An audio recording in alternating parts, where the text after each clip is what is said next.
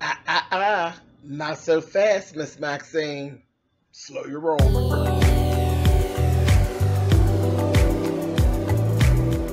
And I'm like, come on through, Cookie. I want to put my soapbox. That's basically it. Let's talk about drag and all its forms.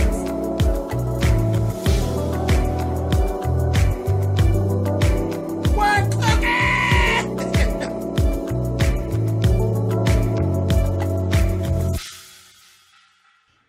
Hey guys, thanks so much for clicking on the video. This is my review for Season 1, Episode 2 of Daytime Divas. We start right out. First things first, we actually find out Sean is actually adopted.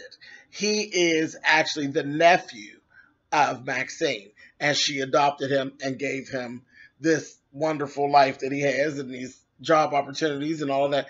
He's a very blessed person, okay? So that was really interesting to get that dynamic, because I kept saying it seemed they seem more like best friends and confidants than they do mother and son. And maybe this is why that, that might be just their thing, which is cool. It is what it is. They know what it is, and it seems to be no issue. So bam, it is what it is.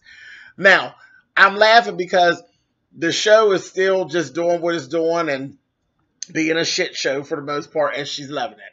Everything that's going wrong, well, she's orchestrating everything that's going wrong. She's working out on the elliptical. She's doing whatever it is she wants to do.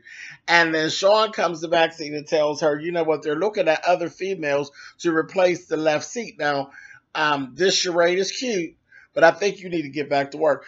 Oh, no, baby, I'm not worried about it. This, that, and the other. She's on the elliptical, baby. He's just hollering off names of people who they are actually looking at. Baby, his face, his phone alarm went off, and his face dropped and he looked at her and said, they're looking at Michelle Obama. Baby, when I tell you, Maxine jumped off that elliptical machine, honey, and the next time we seen her, the girls were on stage doing the show, honey, and they were giving all of this homage to her and all of this and playing this video, and Heather's trying to sing a song and she can't sing, and it's a damn mess. And it's from the bottom of my heart. Maxine was like, that bitch is lying. She's been trying to get on here and sing that song for the last 2 months, and I told her to go ahead on, honey, to get on out of here trying to do that. But anyway, so she's trying to do all that. Honey, Maxine's up in the rafters giving, why is everybody so down? And honey, she was looking good. She was snatched, pumps on, hair done. She come marching out, and the people just went in. Ratings went through the roof. She came on down, and it was so funny. She finished out the show and everything, and she's coming through the hall, and of course, everybody went straight into ass-kissing mode. Oh, Maxine, are you okay? Is everything fine? She's like, everything's fine. And she said, Kibby, meet me in my office. I want to talk to you. So she just takes Kibby in the office and basically lets her know she's her girl. And Kibby is so busy thinking that Maxine knows about her messing up and, doing things that she had no business doing. Thank God she doesn't have to go to the parole officer anymore, because that would have screwed her up. So I laughed about that, and she's like, no, everything's fine, but you have my back. She's like, she told her, she says, so I'm done. That's all I wanted to say to you. She told her, I'm very proud of you. Very proud of where you've come from, and things are going to be good for you. Let her know. I said, okay. So then she says, and that's it. She said, but just hang around a few more minutes before you go out, because those vultures, I'm sure, are hanging right outside the door trying to figure out what we're talking about.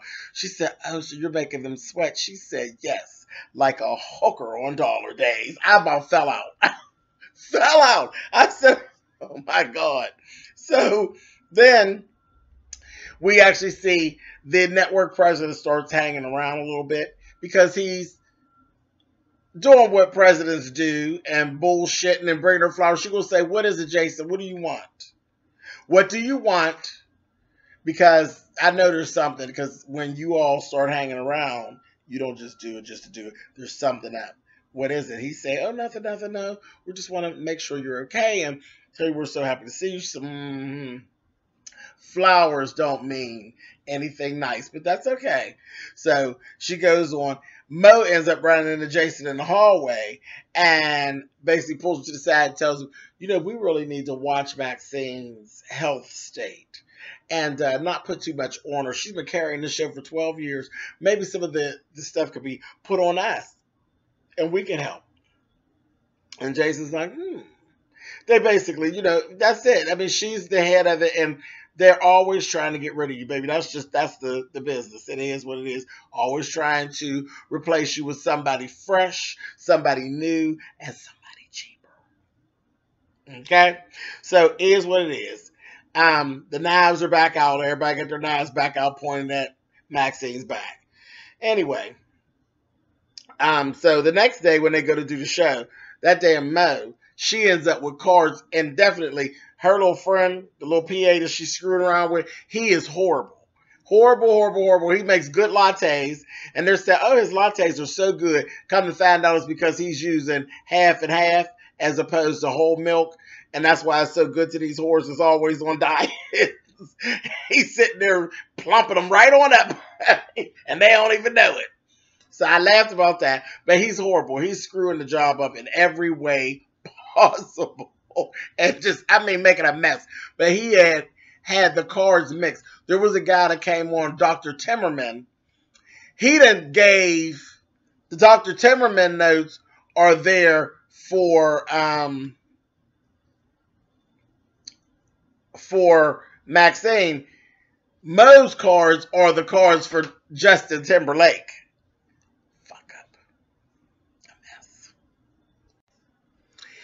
And yeah, his name is Sean. And Sean he's not really an idiot, but he is all at the same time. He really has dreams and aspirations of actually being in production, okay? And he states this, and Mo just shoots him down. He doesn't know his lane or how to play his lane. He really, really doesn't. He threw out an idea, because when he first did something about being production, Mo was like, child, you suck as a PA. You sucked earlier. Now that you're head PA, you suck. And now I got to bump you down because the other girl that had it before, they've been promoted back over you. Be glad you still have your job. And he said, well, I don't care because I really want to do production anyway. She's like, oh, yeah, right, whatever. Shooting him down. And he's running his mouth. Like I said, he don't know his name. He's running his mouth. And he throws out an idea that he had for her to be doing like the beat on the street. And she kind of shot it down, and he's like, no, you're not listening. Like, you'll be out there, it'll be fresh, you'll be sticking out because you'll be standing out alone. You'll be doing something totally different than what they're doing, and you're doing something fresh and something new. She's like, yeah, whatever. And then she thought about it, and it hit her, and she was like, oh, you know what? Come on, honey, come here, come, get up in the truck. Honey, she drug him up in that truck and went to screwing him. And, so he can't catch it because, again, she's faster than he is. He's an idiot. You're literally throwing your good ideas, and she's stealing them, and she's going to go right to Jason with it. Jason or Sean or both. She'll probably go directly to Jason, but whatever. Like I said, he doesn't know how to play his hand. He really does. He's cute. He's young. He got a good tallywhacker, and he knows how to use it. He doesn't know his lane yet. But anyway, Mo's going to drag him before he ever learns all that. But anyway, so they do the show. Mo actually seen the mistake he made with the cards and switched the cards and gave Maxine her cards. It was a mess. When Maxine went to do, because she didn't really know the guys, didn't know much about him. When she was doing, she ended up like flubbing, not his name, but flubbing different things about him. It was all this shit about Britney Spears and all this other shit that just did not go. And he's like, what? I don't know what you're talking about. This, that, and the other. Then she asked him, so you're a big Britney fan? Are you gay? He said, I heard you messed around with Britney. And he's like, I ain't messed around with no Britney. I mean, I like her music. Oh, so you're gay. He was like, what? So, it was a mess. Again, it was a shit show. Screwed it all up. Maxine was pissed off. She goes on about her business. So all of this is going on. That didn't actually help. Next thing you know, Jason is proposing to Sean that maybe Maxine is tired and that maybe she should only do 3 shows a week now as opposed to 5, and they bring in a guest host. Said, oh, okay, all right. So they got all that going on. Next thing you know, we found out Lacey, I believe is her name, the one that's screwing around with Sean. She's pregnant. And we found out, we see her husband. Her husband is, how he's a black man. Her husband's black. I said, oh boy, because the first thing I thought, I said, child, how's she going to pull this off? And the husband is sterile.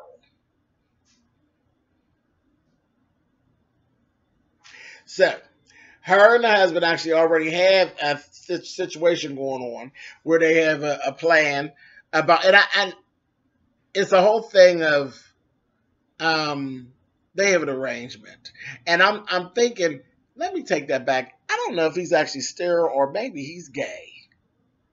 Because they said when the way they talk, they have this arrangement situation. It's a situation. He may be gay. And she may be actually his beard. That could actually be it, because they kept talking about a sperm donor. So maybe he just won't fuck her. But anyway, she's pregnant already. And she's like, well, I made some decisions about a sperm donor. I picked this guy. He's perfect, this, that, thing, the other. He's like, no. Wait a minute. I thought we were going to talk in depth about this before we actually decided that. No, the bitch decided because she'd already had it up in her. So she's trying to bamboozle him. So yeah, I'm going to hold on that. Y'all tell me what you think. Do you think he's gay or do you think he's actually impotent or sterile? I'm kind of leaning toward gay with the way everything else goes on here. He may just be gay and she's his beard and he ain't trying to stick nothing in her, honey. So anyway, the one thing that is there is that Sean is getting a little impatient about her leaving him. You know, and he's getting ready to actually run for office as well. He's a politician. He's getting ready to run for office, her husband. And he's like, I'm losing my patience with this. And she's like, no, you got to hold on. And he is clearly jealous. And it's like, you have absolutely nothing to be jealous of. Anyway, so that's going on. We keep seeing more about Heather and Heather being beat. And at one point, Maxine noticed bruises on the back of Heather's legs. And, you know, all this time we've been watching it, we've been thinking, you know, she's been being beat up by her husband. And a lot of it has to do with the little gay son, honey. And I'm like, okay. And somebody actually put my comments last week that the little boy is not gay. He's a tranny. He is not a tranny. He is a little boy who is going the way of being gay. You can see it. It's very evident. He is not a tranny. They have not put him on any type of pills or anything like that. That baby is not preoperative transsexual. He is a little gay boy is what he is. I don't know what part you missed or how much more you're reading into it, but we've seen it. He's not a tranny. He's just a little gay boy. That's all.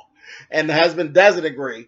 And we ended up seeing that the husband really isn't beating on Heather. The bruises that she's getting, we see she's a damn freak.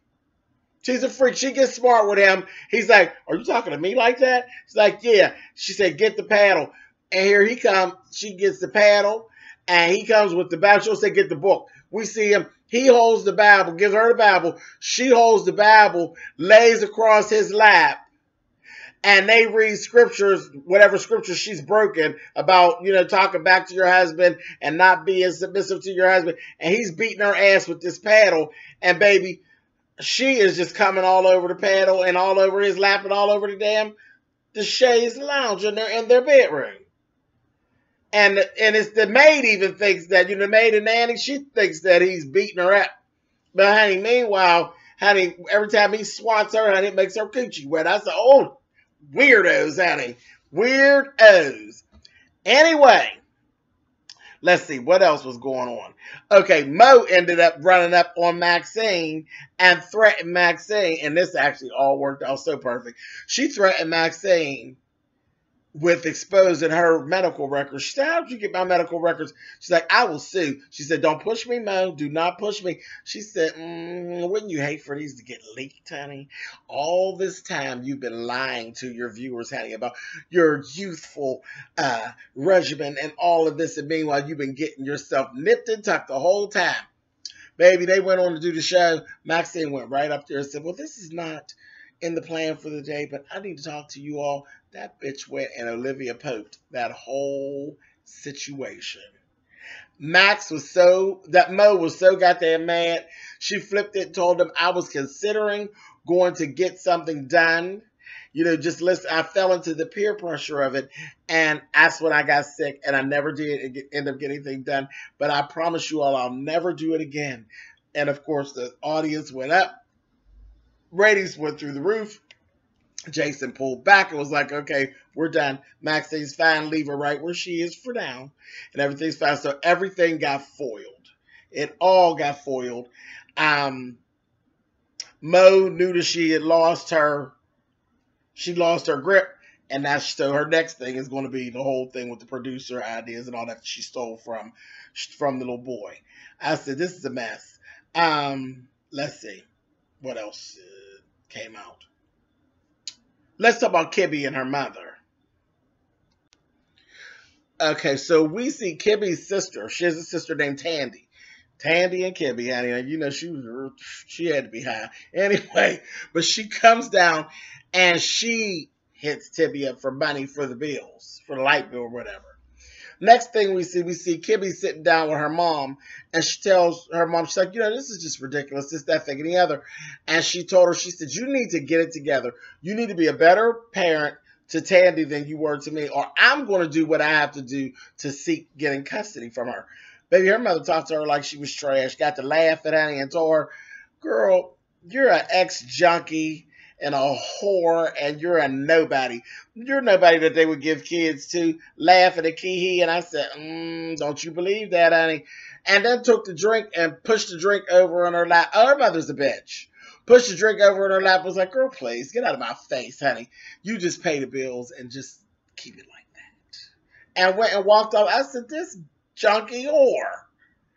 A mess. So my thing is, I hope Tibby actually goes and tells Maxine what's going on. And I bet you that mother's face will be cracked on the floor, baby. See, I like this little show. This little show got so much shit going on. Let's stay right here on Tibby. Kibby goes home and she's talking to her girlfriend on the phone. And the girlfriend's just talking to her and they're going on. And then she's like saying something. She's like, yeah, well, I'll see you when you're done with your date. She's like, oh, okay. Oh, yeah, she says, oh, okay. And she goes on up. She says, well, where are you at? She's coming out of the elevator, baby, into their little apartment. And, baby, the little guy that they had the threesome with last week, laying up there in the bed with her girlfriend. I said, ooh, busted, honey. Busted. I said, So the girlfriend naturally is getting the boot, honey. I said, that's a mess. It is just too much. Too much. And in the meantime, in between time, Kibby had ran in on Lacey, and she was throwing up in the garbage can. And she's so goofy. She thought she was bulimic, child. She's like, I know. And so she's pregnant, and please don't tell anybody else. Okay. So we got that little bit going on. Let's see. One more thing.